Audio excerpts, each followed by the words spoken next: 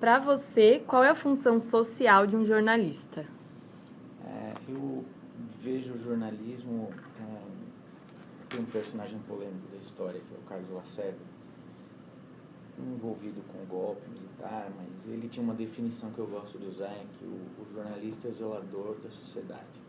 Então é ele que tem que dizer o que está sendo feito errado, o que poderia ser feito de melhor, ele que tem poder para investigar os governantes, os poderosos. Então um país que tem um jornalismo que fiscalize o governo e a sociedade em geral, certamente é um país mais desenvolvido.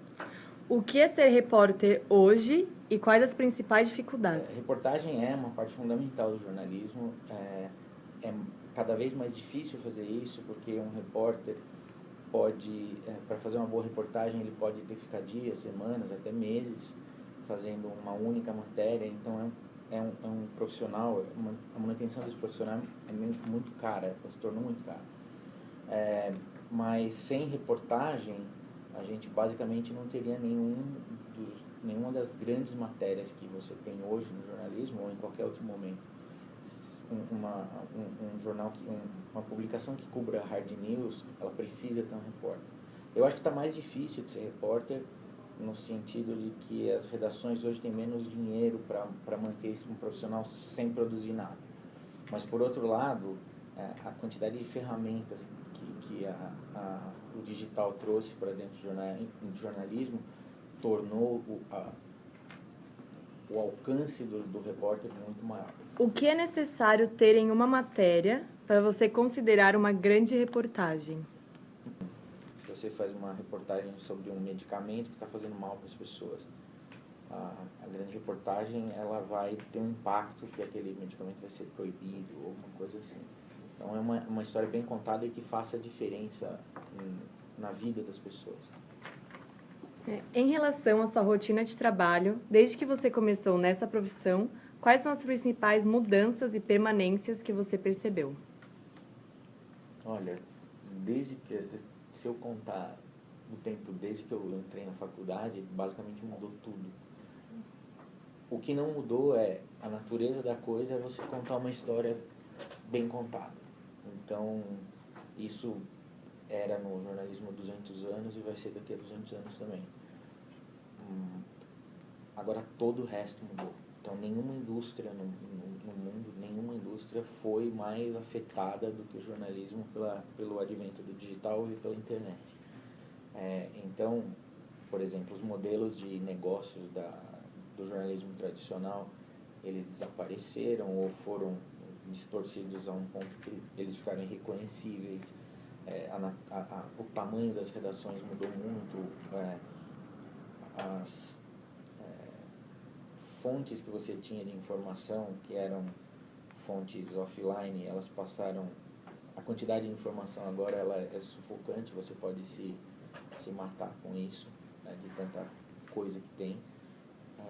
E eu acredito que isso vai continuar mudando, né? Então, há uns 10 ou 15 anos, quando alguém falava que os jornais impressos iam acabar até 2020, me parecia um pouco fantasioso, mas hoje eu vejo que é muito provável que até 2020 ninguém mais leia, não haja uma produção de jornal. Como começou o projeto Trivela e qual foi o motivo da sua saída? A Trivela começou basicamente porque é uma coisa que eu ainda acho na faculdade, que você escreve pouco. Então, os laboratórios de texto, eles não são nem... É ridículo a quantia que tem dentro da carga horária de um curso de jornalismo para alguém que vai fazer aquilo a vida toda. Então, eu e mais 3 amigos, a gente falou... tinha um assunto que a gente gostava e que não era muito explorado. Nenhum jornal tinha uma seção de futebol internacional, nem revista, ou quando tinha, por exemplo, a Placar era uma página. Uhum.